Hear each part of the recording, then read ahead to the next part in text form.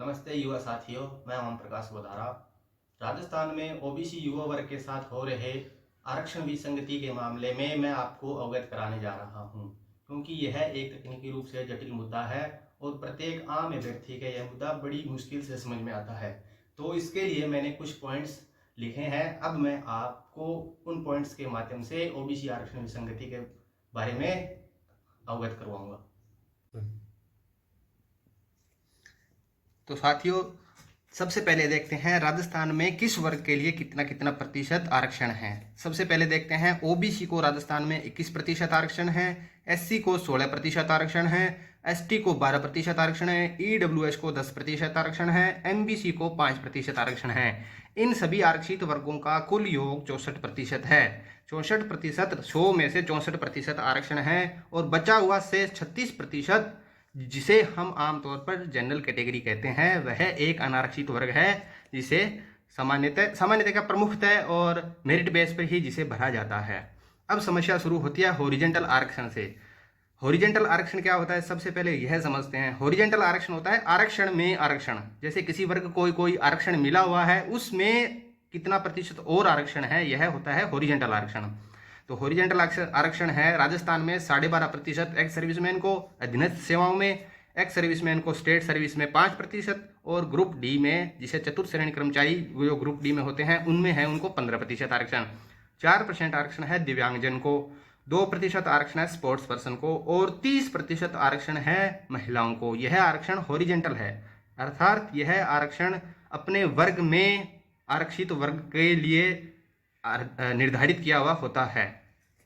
आरक्षण के संबंध में सबसे पहले जो एक्सपेरिमेंट है वो बीजेपी ने शुरू किया था पूरे देश के अंदर। जहां भी बीजेपी गवर्नमेंट होती थी वहां पर इन्होंने लगभग ये सभी राज्यों में शुरू किया था। तो विभिन्न भर्तियों में जो कट ऑफ है वो ओपन वर्ग, जो इसको जनरल कहते हैं, उससे ऊपर जाने लग गई।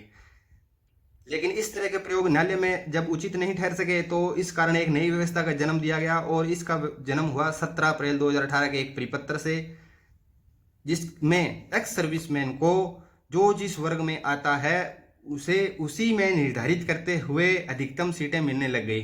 इसका मतलब यह हुआ कि पहले ओबीसी का 21% आरक्षण था, उसमें से 12.5% ही एक्स सर्विसमैन के लिए निर्धारित था। लेकिन अब कुल आरक्षण में जितने एक्स सर्विसमैन होते हैं, अगर उनमें 12.5% से ज़्यादा भी हैं तो भी वे ओबीसी में ही चयनित होंगे। इसमें यह एक व्यापक परिवर्तन किया गया। क्योंकि राजस्थान में भूतपूर्व सैनिक 85 से 90% ओबीसी वर्ग से ही आते हैं, इसलिए ओबीसी का नवीन युवा भर्ती अपने वर्ग में चयन से वंचित होने लगा। अब इसे एक उदाहरण से समझते हैं। ठीक है, 17/4/2018 से पहले क्या व्यवस्था थी। तो हम मानते हैं कि 1000 पदों पर एक भर्ती है ही। आरक्षण की व्यवस्था से सीटों का वर्गीकरण इस तरह होगा। जैसे ओपन है वो 36% है कैटेगरी, तो 36% के लिए सीटें बनती है 360। एससी के लिए सीटें बनती है 16% के हिसाब से 160, एसटी के लिए बनती है 120, ओबीसी का 21% आरक्षण सीटें बनती है 210, ईडब्ल्यूएस का 10% आरक्षण सीटें बनती है 100, एमबीसी का 5% आरक्षण सीटें बनती है 50। अब इसमें हॉरिजेंटल आरक्षण, ओपन कैटेगरी में जो 360 सीटें हैं, इसमें 30% सीटें मिलेंगी महिलाओं को, तो महिलाओं को मिलेगी 108 सीट। 12.5% एक्स सर्विसमैन को, तो उनको मिलेगी 45 लगभग सीट। 2% स्पोर्ट्स पर्सन को, उनको मिलेगी 7 सीट। 4% दिव्यांग, इनको मिलेगी लगभग 15 सीट। तो कुल हॉरिजेंटल जो सीट हो गई वो ये हो गई 108, ये 45, 2% से स्पोर्ट्समैन की 7 सीटें और 15 सीटें दिव्यांगजनों की, कुल 175 सीटें। तो अब इस तरह देखो भी ओबीसी जनरल के ओपन वर्ग में सामान्य सीट कितनी बची, जिसे मेरिट बेस पर भरा जाता है, वो बची। कुल सीटें थी 360, जिसमें हॉरिजेंटल आरक्षण की 175 सीटें कट गई, तो सीटें बची 185 सीट। अब इसी तरह ओबीसी का सीट वर्गीकरण, कुल सीट है 21% आरक्षण से 210, जिसमें 30% महिलाओं के लिए 63 सीट, स्पोर्ट्स पर्सन की 4 सीट, दिव्यांग की 8 सीट और भूतपूर्व सैनिक की 12.5% से 26 सीट। कुल हॉरिजेंटल सीट हो गई 63 महिला, 4 स्पोर्ट्स पर्सन, 8 दिव्यांग, 26 एक्स सर्विसमैन, ये हो गई 101 सीट। तो ओबीसी के लिए कुल सीटें थी 210, जिसमें से हॉरिजेंटल आरक्षण की 110 सीटें चली गई, तो शेष सामान्य सीटें बची 109। इसी तरह प्रत्येक आरक्षित जो वर्ग है उनमें सीटों का वर्गीकरण होता है। लेकिन खेल शुरू हुआ 17 अप्रैल 2018 के परिपत्र से। इसमें क्या प्रावधान हुआ, इसको समझते हैं आसान शब्दों में। अब किसी भी भर्ती में चयनित किसी भी भर्ती में चयनित सभी भूतपूर्व सैनिक अपने अपने आरक्षित वर्गों में ही चयनित होंगे, चाहे वह संख्या पूर्व निर्धारित 12.5% से अधिक ही क्यों न हो। यहाँ पर ध्यान देने वाली बात यह है कि 12.5% पहले पूर्व निर्धारित था। इसका मतलब ओबीसी को, जो एक्स सर्विसमैन है, उसको अपने वर्ग में सिर्फ 26 सीटें ही मिलती थी। अब अगर ओबीसी में 26 सीटें मिलती थी, अब अगर एक्स सर्विसमैन 26 से ज़्यादा भी है और वो ओबीसी वर्ग हैं, तो वो अपने ही वर्ग में चयनित होंगे और वो 26 से ज़्यादा सीटें भी उनको मिलेगी। इसी बदलाव से ओबीसी का नवीन युवा वर्ग प्रभावित हुआ। कैसे प्रभावित हुआ, अब फिर एक भर्ती के उदाहरण के माध्यम से समझते हैं। जैसे 1000 पदों की भर्ती आई तो ओबीसी को कुल 210 पद मिले। 210 पद में महिलाओं का 63 सीट, ये जो पहले आपने बात कर चुके हैं, और इस 210 में से 63 सीटें गई महिलाओं की, तो 6 सीटें बची 147 से। 147 में फिर 4% ओरिएंटल और है, दिव्यांग का 2% स्पोर्ट्स पर्सन का है, 12.5% पूर्व सैनिक का है, तो ये कुल हो गई 38 सीटें। और 147 ये बची थी, उसमें से 38 और गई, तो 109 सीटें बच गई। मतलब 210 सीटें जो ओबीसी की थी, उसमें से हॉरिजेंटल निकालने के बाद 109 सीटें शेष बचती है। ये 109 सीट जो ओबीसी सामान्य वर्ग की है, इसमें सिर्फ ओबीसी वर्ग के ही बॉयज या गर्ल्स या जो भी इस मेरिट में आता है वो इसमें आकर चयनित होता है। लेकिन इस पर लगभग क्या है, अधिकांश सीटों पर बॉयज ही चयनित होते हैं, क्योंकि लड़कियों के जो मार्क्स हैं वो सामान्यतः कम रहते हैं लड़कों की तुलना में, तो वो इन ओबीसी सामान्य सीटों पर कम आ पाती है। अब हुआ यूं कि 17 अप्रैल 2018 के परिपत्र से यह व्यवस्था हुई कि भूतपूर्व सैनिक अपनी कैटेगरी में ही चयनित होगा, चाहे उससे 12.5% आरक्षण की जो सीमा है वो उससे अधिक भी सीटें क्यों न ले जाए भले ही। तो चूंकि एक भर्ती में 12.5% आरक्षण के हिसाब से भूतपूर्व सैनिकों की 125 सीट बनती है। जैसे 1000 कुल सीटें भर्ती में, तो 12.5% टोटल आरक्षण हो गया, तो 125 सीटें हो गई भूतपूर्व सैनिक की। तो राजस्थान में जो 80 से 90% भूतपूर्व सैनिक हैं वो ओबीसी वर्ग से ही आते हैं, ओबीसी वर्ग से आते हैं। तो अब अपने देखते हैं भी 125 जो कुल सीटें हैं उसमें अगर 90% ओबीसी के होते हैं एक्स सर्विसमैन, तो उससे कितनी सीटें कुल बन जाती है। अब हम देखते हैं 80% अगर अपने लेते हैं 125 का, तो 100 सीटें लगभग हो जाती है। जब 85% लेते हैं तो 106 सीटें हो जाती है, और 190% लेते हैं तो 125 सीटों का भूतपूर्व सैनिकों को, तो 112 सीटें हो जाती है। इस प्रकार हम देखते हैं कि 125 सीटों में अगर 80% ओबीसी के लिए भूतपूर्व सैनिक रखें तो ये सीटें 100 होगी, और 90 पर होगी 112, और 85 पर होगी 106। अब 1000 सीटों के उदाहरण से हमने देखा था कि ओबीसी सामान्य की 109 सीटें बचती थी। यहाँ पर हमने देखा था हॉरिजेंटल ये सब निकाल कर महिलाओं का, स्पोर्ट्स पर्सन, दिव्यांग, भूतपूर्व सैनिक का 109 सीटें बची थी। अब 109 सीटें थी, उस पर ओबीसी का लड़का चयनित हो रहा था। अब भूतपूर्व सैनिक है जो नए नियम से वो अपने वर्ग में ही रहेगा। तो अब अगर किसी भर्ती में हम देखते हैं कि अगर किसी भर्ती में 85% भूतपूर्व सैनिक ओबीसी का है, तो उनकी संख्या होती है 106, और 106 होती है तो 17/4/2018 का परिपत्र के कारण जो भूतपूर्व सैनिक है वो सिर्फ ओबीसी में ही चयनित होगा। अब 106 भूतपूर्व सैनिक है ओबीसी का, और उनको 12.5% के तहत सीटें मिलती है 26 सीटें मिलती हैं। तो 106 में से तो 26 माइनस होगी, क्योंकि ये हमने हॉरिजॉन्टल में इनको पहले ही घटा लिया था। यहाँ पर ये देखिए, तो 100 घटा लिया, तो ये 106 में से 26 की 80। अब ये 80 अतिरिक्त भूतपूर्व सैनिक हैं जो नए नियम से सिर्फ ओबीसी ही में ही चयनित होंगे। ठीक है, क्योंकि ये ओबीसी का जो आरक्षण है, ये भूतपूर्व सैनिक का, ये हॉरिजॉन्टल है, अपने वर्ग में ही रहने का आरक्षण है। तो ठीक है, पहले वर्टिकल व्यवस्था थी जो अब भंग हो चुकी है। तो 109 सीटों में से 80 सीटें भूतपूर्व सैनिकों को और दी जाएगी। तो कुल 109 सीटें जो ओबीसी लड़कों के लिए थी, उसमें से 80 सीटें और भूतपूर्व सैनिकों को जाएगी, तो पीछे सीटें बचेगी मात्र 29।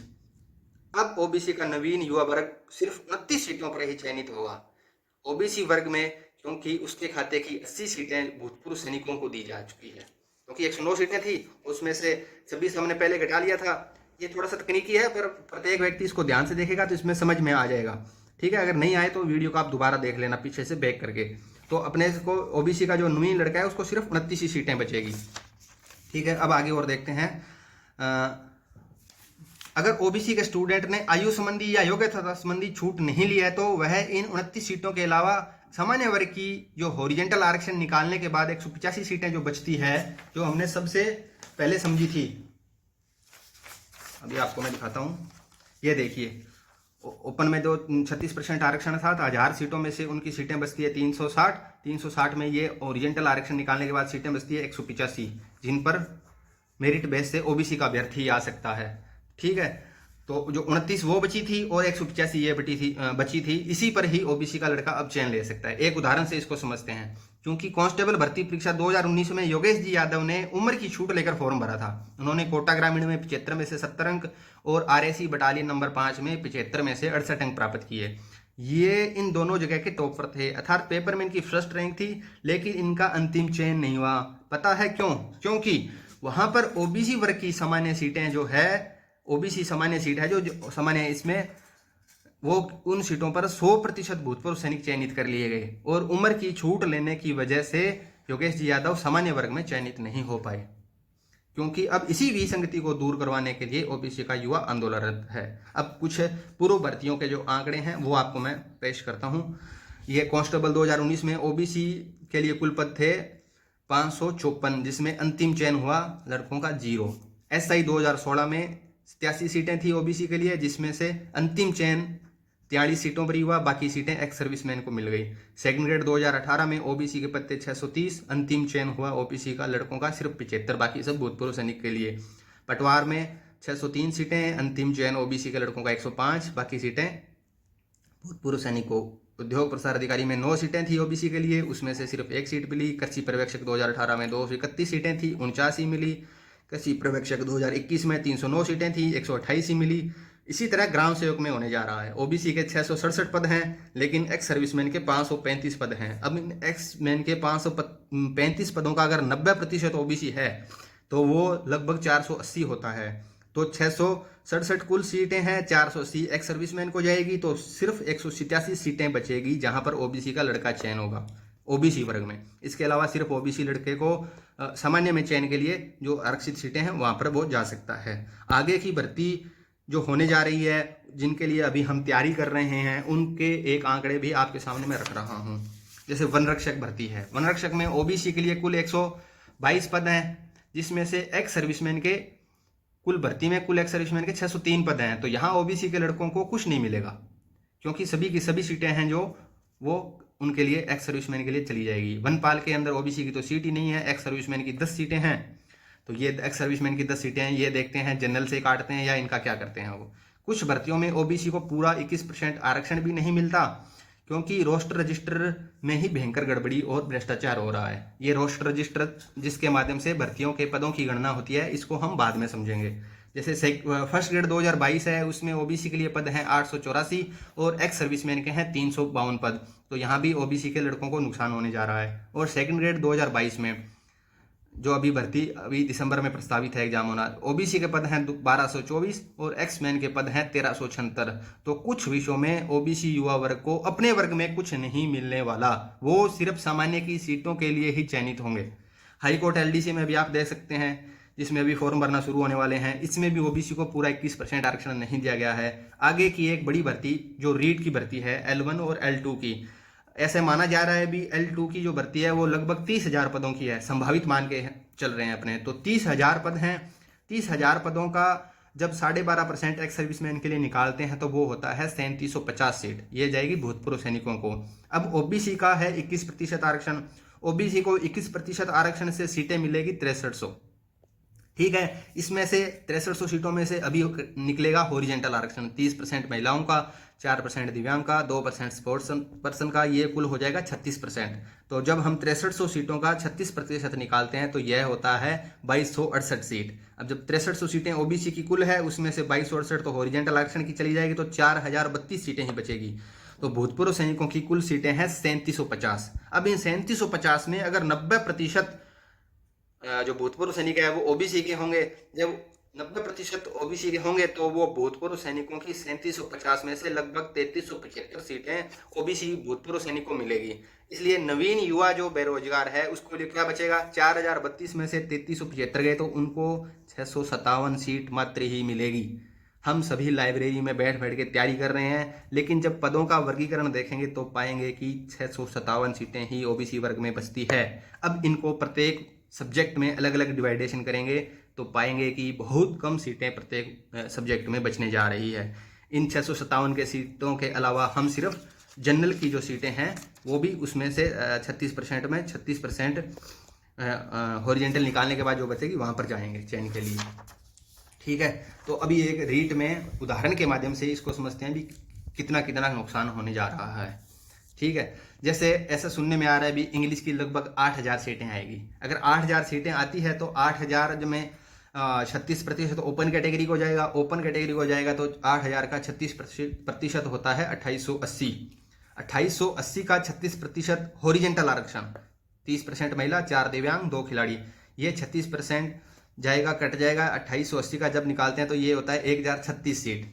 तो शेष सीटें बची 2880 माइनस 1036, 1844 सीटें जो सामान्य सीट है, ओपन वर्ग जो है, जिसमें कोई भी मेरिट बेस पर चयन ले सकता है। अब ओबीसी का 21% आरक्षण है, तो ओबीसी को 8000 सीटों में 21% के हिसाब से सीटें मिलेगी 1680, और इसमें जब 36% हॉरिजेंटल आरक्षण निकालेंगे तो ये सीटें बचती है 604 और निकल जाएगी, तो 604 निकल जाएगी तो ये 1076 सीटें ही बचेगी। अब भूतपूर्व सैनिकों का 12.5% निकालते हैं। जब 8000 कुल सीटें हैं तो उनका 12.5% के हिसाब से भूतपूर्व सैनिकों की सीटें बनेंगी 1000। जब 1000 बनेंगी उसमें से 90% जो भूतपूर्व सैनिक हैं वो ओबीसी वर्ग के होंगे, तो 1000 में से 900 सीटें तो वो ओबीसी वर्ग से लेकर जाएंगे। तो नए नियम के कारण ओबीसी को 36% जो अपने हॉरिजेंटल के बाद घटाया तो 1076 सीटें बची थी। अब 900 सीटें तो यहाँ से जाएगी, तो 1076 में से 900 घटाएंगे तो 176 सीटें मात्र ही बचेगी। तो ओबीसी का चयन का जो युवा है ओबीसी में 176 सीट के लिए लड़ेगा, और 1844 जो थी वो ओपन कैटेगरी की थी उसमें से लड़ेगा। तो कुल सीटें जो 8000 सीटों में से पीछे ओबीसी के लड़के के लिए जो चयनित के लिए बचेगी वो सीटें बचेगी 2020। अगर पुराना नियम हो, जैसे पुराना वर्टिकल आरक्षण था, तो उसके हिसाब से कितने बचेगी। तो हमने देखा था कि 36% के हिसाब से ओपन वर्ग में जो जनरल वर्ग है उसमें 12.5% आरक्षण निकालते हैं तो सीटें बनती है एक्स सर्विसमैन की 230 ही। और ओबीसी में 1076 सीटें बची थी, क्योंकि अपने उसमें से महिलाओं का और खिलाड़ियों का और दिव्यांगजन का निकाल के जो आपने किया था, तो 1076 सीटें थी, उसका 12.5% होता है 134 सीट। ठीक है, अब 134 और 230 ये पुरानी व्यवस्था थी, वर्टिकल व्यवस्था, इन दोनों को जोड़ेंगे तो ये 364 सीट होती है। तो ओपन की जो सीट थी 1844 उसमें से 230 एक्स सर्विसमैन को जाएगी तो 1614 बच जाएगी, और ओबीसी 176 थी उसमें से 134 ही भूतपूर्व सैनिक को जाएगी तो वो 942 बच जाएगी। तो यहाँ पर उसके लिए चयन के लिए सीटें बच जाएगी 2556 सीट। और जो नई जो व्यवस्था है उसके तहत सीटें मिलने जा रही है 2020 ही, और जो पुरानी व्यवस्था है उसके तहत अगर हो तो सीटें मिलती है 2556। ठीक है, तो वर्टिकल व्यवस्था होने पर ओबीसी युवा वर्ग को होने वाला लाभ जो 2556 माइनस 2020, तो ये हो गया 536 सीटें एक्स्ट्रा हमें मिलनी चाहिए, जो कि पुरानी व्यवस्था के तहत हमें मिलती थी। ठीक है, अब ओबीसी के नवीन युवा वर्ग को ये 536 सीट एक्स्ट्रा मिलेगी। ठीक है, इसी प्रकार से अन्य विषय वाले भी अपनी सीटों का वर्गीकरण कर सकते हैं। एक बार पुनः कह रहा हूं कि यह तकनीकी रूप से थोड़ा सा समझना जटिल लग रहा है, लेकिन इसको ध्यान से समझेंगे तो ये पूरा समझ में आ जाएगा। अब कुछ अन्य तथ्य हैं जो कुछ साथियों ने मेरे को बताए, जो मैंने भी देखे। जैसे आरएस 2018 में तहसीलदार पद की ओबीसी की 14 सीटें थी, जिनमें 10 सीट पर नई व्यवस्था के कारण भूतपूर्व सैनिक चयनित हुए। अगर वर्टिकल व्यवस्था होती तो 14 सीटों का 12.5% जब निकालते हैं तो उनके लिए 1.75 यानी लगभग 2 सीटें मिलती है अधिकतम। तो ओबीसी के लड़कों को 8 सीटों का नुकसान हो गया। एसआई 2021 जिसके अभी इंटरव्यू होंगे उसमें ओबीसी के 129 पद हैं, लेकिन भूतपूर्व सैनिक के 93 पद हैं। अगर इन 93 पदों में 90% हम मान के चलें भी ओबीसी का भूतपूर्व सैनिक होगा तो उनको 83.7 सीटें, मतलब लगभग 83-84 सीटें उनको मिलेगी। तो ओबीसी के लड़के के लिए सिर्फ सीटें बचेगी 129 माइनस 84, 45 सीटें मात्र। ठीक है, ओबीसी के नवीन युवा बेरोजगार को अपने वर्ग में मात्र 45 सीटें मिलेगी। इसी तरह आगे की एलडीसी भर्ती और अन्य भर्तियों में भी हजारों पदों का नुकसान ओबीसी को होगा।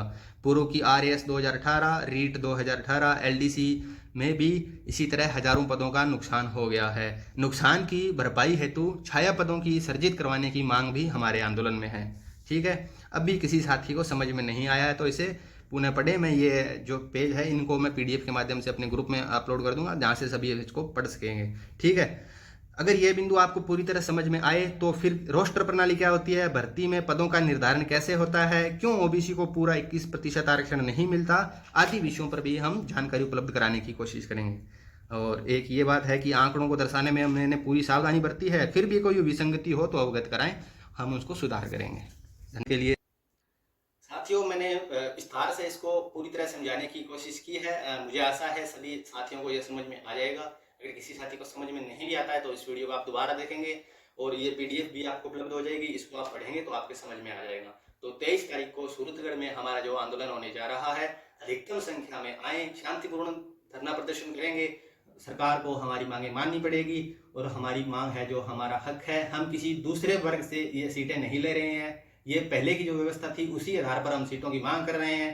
यही मांग है कि हमारा 21% पूरा कीजिए, रोस्टर के हिसाब से भर्तियां आनी चाहिए ताकि ओबीसी को पूरा 21% मिल सके। जैसे अभी बीएसएफ में वैकेंसी आई है, उसमें बता रहे हैं अभी ओबीसी के लिए तो 0 सीटें हैं, तो वो ओबीसी का जो है रोस्टर रजिस्टर है वो उसको ढंग से संधारित नहीं किया जा रहा। इन्हीं सब की मांगों के बीच मैं आपका साथी ओम प्रकाश आपका धन्यवाद करता हूं और आशा है 23 को हम मिलेंगे सूरतगढ़ में। Thank you.